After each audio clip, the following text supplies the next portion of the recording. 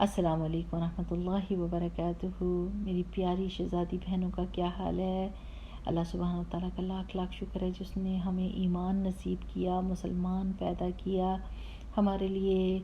ہر طرح کا رزق فراہم کیا، ہدایت کا رزق بھی فراہم کیا کہ ہم ایک دوسرے کو اچھی باتیں بتاتے ہیں، اچھی باتیں سنتے ہیں،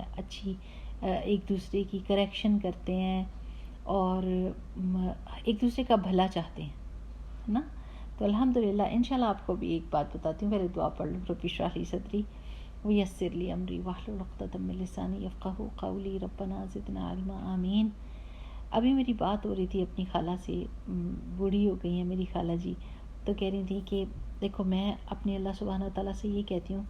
کہ اللہ تعالیٰ جب آپ نے مجھے پیدا کیا تو آپ نے مجھے مسلمانوں کے گھر میں پیدا کیا، میری چوائس تو نہیں تھی، آپ کا فضل تھا بہت بڑا کہ آپ نے مجھے محمد رسول اللہ صلی اللہ علیہ وسلم کی امت میں سے پیدا کیا۔ تو اب اللہ سبحانہ وتعالیٰ آپ کے فضل ہی چاہیے کہ آپ مجھے اسی امت سے قیامت کے دن بھی اٹھائیے گا۔ یہاں پر بھی میرے پاس چوائس نہیں ہے، اور لیکن میں آپ سے آپ کا فضل مانگتی ہوں۔ الحمدللہ that's a very beautiful way of thinking Allah سبحانہ وتعالیٰ کہ اللہ تعالیٰ آپ کے کرم کی وجہ سے یہ ایمان مجھے ملا ہے، اور آپ کا فضل ہی مجھے چاہیے کہ میں قیامت کے دن بھی محمد رسول اللہ صلی اللہ علیہ وسلم کی امت میں کھڑی ہوں۔ تو میری پیاری بہنوں، جو موت ہے نا،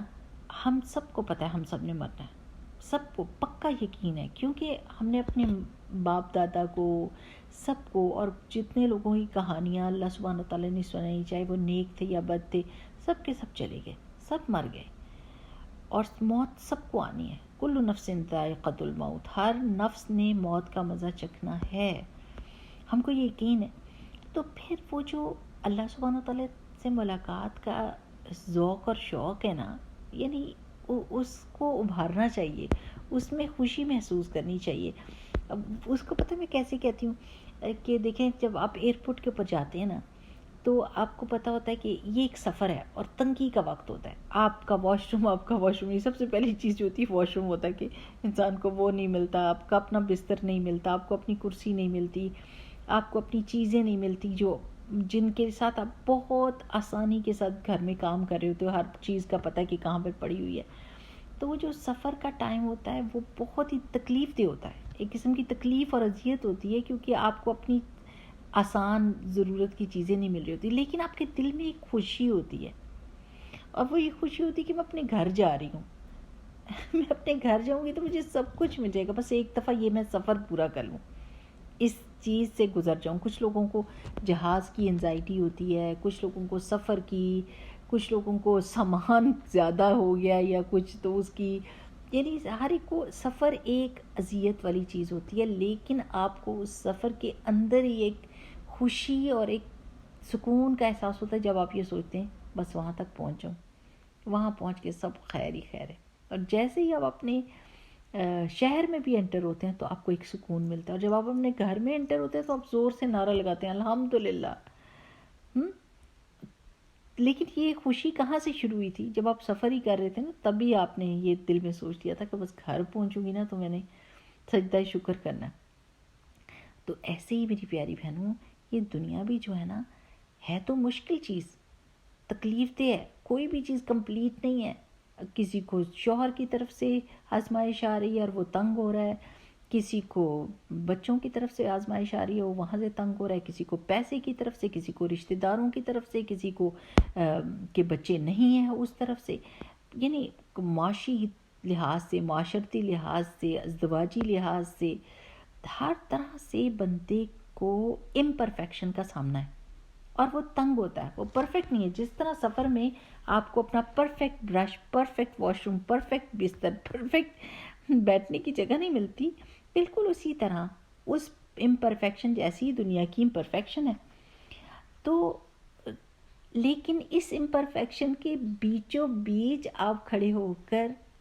ایک ٹھنڈے میٹھے دل کے ساتھ اس دن کا انتظار کر سکتے ہیں کہ اللہ کتنی پیاری بات ہے، ایک دفعہ میں آپ کے پاس پہنچ گئی، and definitely it is going to be a difficult transition, ایک جگہ سے، ایک دنیا سے دوسری دنیا میں جانا، جیسے ایک جہاز پہ چڑھ کے ایک ملک سے دوسرے ملک جانا مشکل ہے، اسی طرح نا مشکل تو ہے لیکن اللہ تعالیٰ ہی اس کو آسان بھی کر دے گا، اور بس گھر پہنچا دے اللہ تعالیٰ خیر خیریت کے ساتھ، کسی مشکل اور پریشانی کے ساتھ ہم ایمان کے ساتھ اس جگہ تک پہنچنا ہے ہم نے، اور وہ جو سکون آتا ہے نا کہ وہاں جا کے کوئی تکلیف نہیں ہوگی، وہاں جا کے سکون ہی سکون ہوگا۔ یہ جو دنیا میں باتیں سننے کو ملتی نا، ادھر سے صفائی کی، ادھر سے ڈانٹ پیٹ گئی، ادھر سے کچھ کیا، ادھر، یعنی آپ ہر طرف سے بچوں سے، ہسبینڈ سے، گھر والوں سے، رشتہ داروں سے تکلیف دہ باتیں سننے کو مل جاتی ہیں، لیکن پھر انسان کے دل کے اندر ٹھنڈک کس چیز کی ہوتی ہے؟ کیا مزے کی فیلنگ ہوتی ہے کہ اللہ تعالیٰ بس ایک دفعہ میں آپ کے پاس صحیح سلامت پہنچ جاؤں، تو پھر وہاں پر کوئی تکلیف نہیں ہے، وہاں پر پرفیکشن ہے۔ اور اسی لیے یہ جو دعا ہے نا، اللہم انی اسألک برد العیش بعد الموت، ایک ٹھنڈی میٹھی زندگی موت کے بعد، بس سکون ہو جائے گا ایک دم، ساری ذمہ داریاں ختم،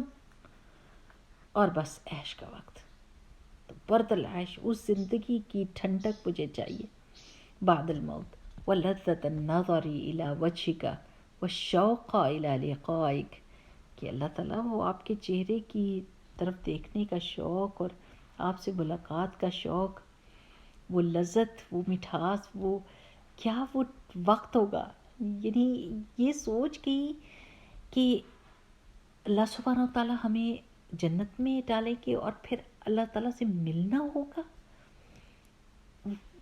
یعنی اور وہاں پر یہ آواز آئے گی کہ آج کے بعد اللہ تعالیٰ کبھی بھی ناراض نہیں، تمہارے سارے خوف ختم، سارے ڈر ختم، کوئی بیماری ہاری نہیں، کوئی بڑھاپا نہیں، کوئی موت نہیں، کوئی ذمہ داری نہیں، کوئی دھوکہ نہیں، کوئی جھوٹ نہیں، کوئی تنگی نہیں، کوئی بے چینی نہیں، کوئی ڈس اپوائنٹمنٹ نہیں۔ کیا، یعنی کیا خوشی ہونی چاہیے ہماری اس زندگی کے لیے،